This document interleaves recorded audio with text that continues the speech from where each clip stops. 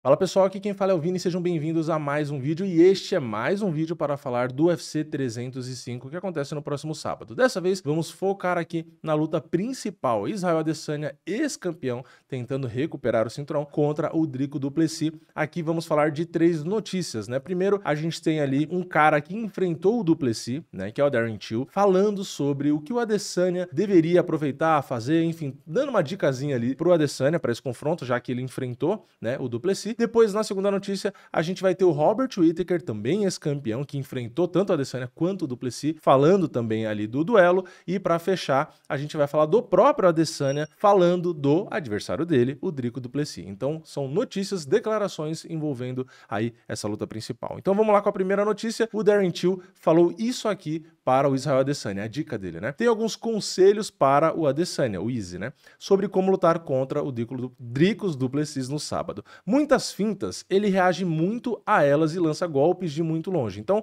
você pode se afastar. Dê uma olhada e busque a combinação de socos ou joelhadas, talvez um chute. Você é um striker de alto nível, sabe do que eu estou falando. Todos aqui não terão a menor ideia, mas tentarão entender. Somente os trocadores de elite entendem. E aí ele continua. Quando ele se precipitar, o du Plessis, né? Faça o que você mesmo fez contra o Whittaker. E eu fiz o mesmo. Ele nocauteou o Rob Whittaker, né? Enquanto comigo, não. Mas ainda assim foi o mesmo. O du Plessis vai se precipitar. Em vez de se afastar ou recuar, como a maioria desses strikers idiotas fazem, mantenha-se firme e acerte novamente com um combo de socos ou até mesmo uma joelhada ali no meio. Pessoalmente, adoro a cotovelada quando eles estão se aproximando, mas é o que for mais adequado naquele momento e que você tiver praticado. Espero que esse conselho seja bom para você, Izzy. Então, aqui eu achei legal, né? O conselho, acho que faz sentido, tá? Por mais que muita gente às vezes vai, mas esse cara tá querendo dar conselho pra Adesanya, porque...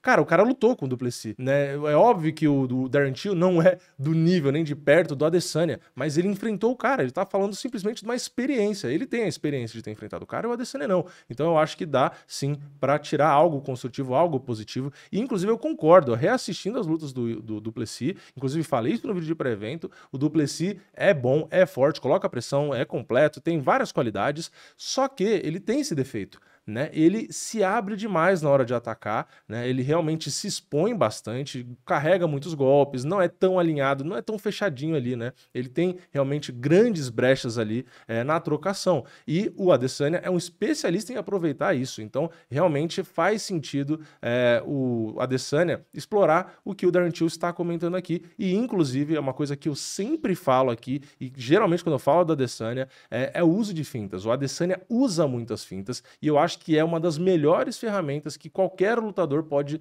ter, tanto no MMA, no boxe, acho que qualquer arte marcial. As fintas são essenciais. E no MMA eu acho que é ainda mais essencial, porque você tem as áreas diferentes para fazer luta, né? Você pode lutar em pé, você pode lutar no chão, então a sua finta pode ser uma finta ali na trocação, com um soco, um chute, como o Adesanya faz bastante, pode ser uma finta ali de queda, para você, às vezes, fazer o adversário abaixar a mão ou recuar, né? Pode ser, às vezes, uma finta de um clinch, né? De qualquer coisa, que você simula que você vai fazer alguma coisa para você ter uma reação do adversário. Então, você tem diversas formas de fintas que podem ser usadas no MMA, o Adesanya usa muitas ali do striking, né? Principalmente, porque ele não finta tanta queda, esse tipo de coisa, mas ainda assim ele é muito eficiente, né? Então eu acho que se enquadra assim o palpite aqui, né? O conselho aí do du Plessis para o Adesanya. E acredito, claro, que o Adesanya já tem bem mapeado. Ele é um cara que estuda bastante os adversários, é um cara muito inteligente, muito estratégico. Deu para ver o que ele fez com um cara de alto nível, que foi o Poatan, né? Não deixa de ser um conceito estratégico que ele teve, que ele realizou ali,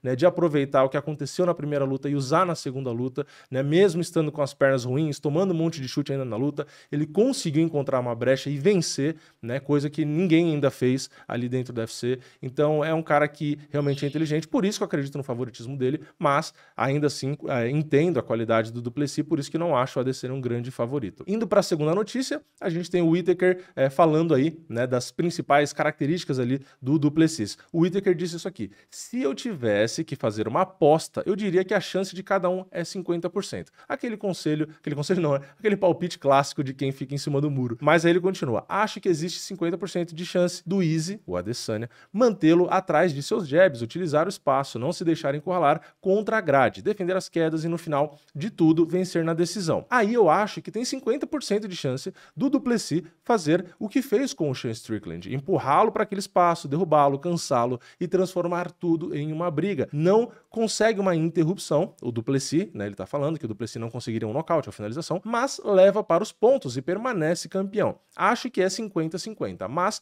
se precisasse apostar, provavelmente Dricus por decisão. Então aqui o Whittaker apontou um equilíbrio e colocou o Du Plessis como um leve favorito. É o oposto do que eu acho, né? Acho, claro, uma luta equilibrada também, mas eu vejo essa leve vantagem para o outro lado, para o Adesanya. E aí o Whittaker continua. De certa forma, eu fui vítima disso, certo? Falando aí do jogo do Du Plessis, né? Ele é um cara esquisito, ele luta muito esquisito. Concordo plenamente. E aí ele continua. Mesmo quando estava lá dentro com ele, eu estava achando esquisito. Eu sentia que ele era lento e desengonçado, então ele me socou na cara. Essa pode ser uma das maiores armas dele. Voar abaixo do radar e fazer as pessoas acharem que ele não é bom o suficiente. Então você entra lá e ele acaba com você. E chega de falar bem desses caras, danem-se eles. Eu gosto do Whittaker, né? Então, o Whittaker tá falando uma coisa que eu também concordo. O Du Plessis é um cara estranho, né? Ele parece realmente não ser tão bom. Por quê? Porque ele faz coisas diferentes ali, né? Coisas que fogem do padrão, mas que são eficientes, coisas que funcionam, né? E tem vários caras assim.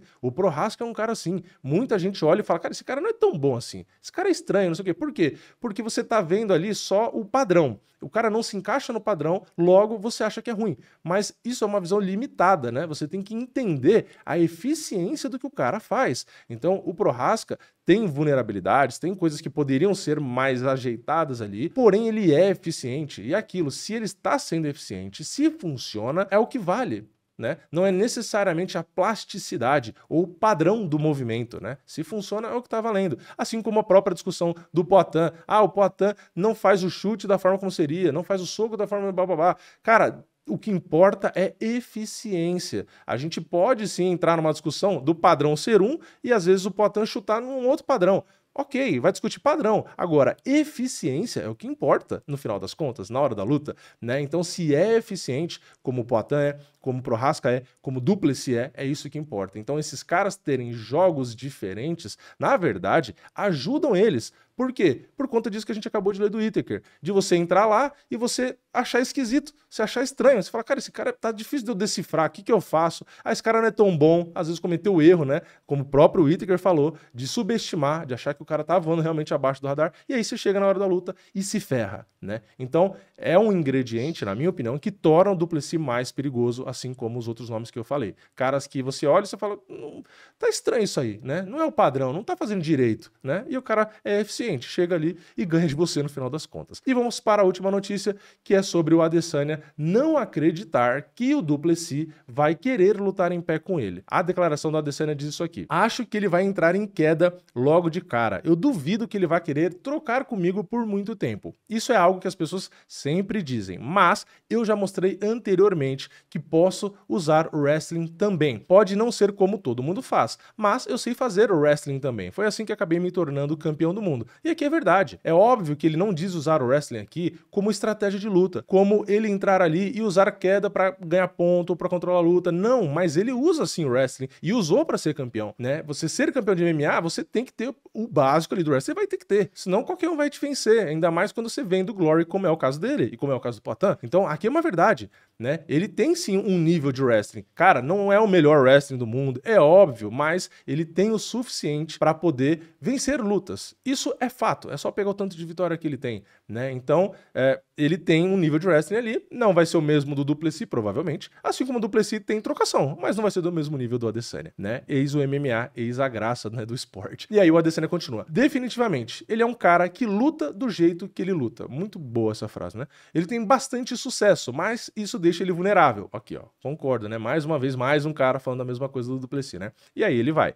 Quando você enfrenta um cara tão preciso e letal como eu, vamos lá, os melhores momentos sempre estarão lá. A forma como eu luto sempre vai produzir melhores momentos. E esses são bons bônus, eu não procuro por eles, eles apenas aparecem. E aqui é realmente uma frase que mostra bem o que é, de fato, o Adesanya e como ele pensa, né? E como ele luta, na verdade, né? Porque ele realmente é um cara letal e preciso, como ele mesmo disse, né? É chato o cara ficar se elogiando ali, mas é uma verdade, a gente tem que reconhecer o talento do cara. Ele é realmente preciso e letal, e o que ele fala no final também é verdade, né? Os momentos para ele brilhar, para ele nocautear, para ele aproveitar, aparecem de fato, né? Esse é o alto nível de um trocador, né? Não só para Adesanya, mas para outros, né? Chega o nocaute, né? O nocaute vai sendo construído durante a luta e quando o cara bobeia, ele consegue capitalizar. Então o Du Plessis, de novo, é um cara, como o próprio Adesanya disse aqui, que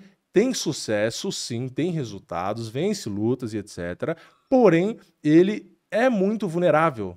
Então, acredito eu, tá, que o Adesanya vai sim ter movimentos preparados para capitalizar em cima do Du Plessis, quando o Du Plessis vem daquela forma meio estranha, jogando golpe de longe, aqueles overhands, enfim, se expondo daquela maneira. Eu acho que ele tem muitos buracos ali que o Adesanya vai sim capitalizar em cima e vencer a luta. Mas é isso, essas são as 3 notícias com alguns comentários aqui. Eu quero saber a opinião de vocês aqui embaixo nos comentários. Se você gostou desse vídeo, lógico, deixa o like também aqui embaixo, que é muito importante, não cai sua mão. E você também pode ajudar se inscrevendo aqui no canal. É só clicar no botãozinho, ativa o sininho para você não perder nenhum vídeo. E eu vejo aí vocês na próxima. É nóis, valeu, falou!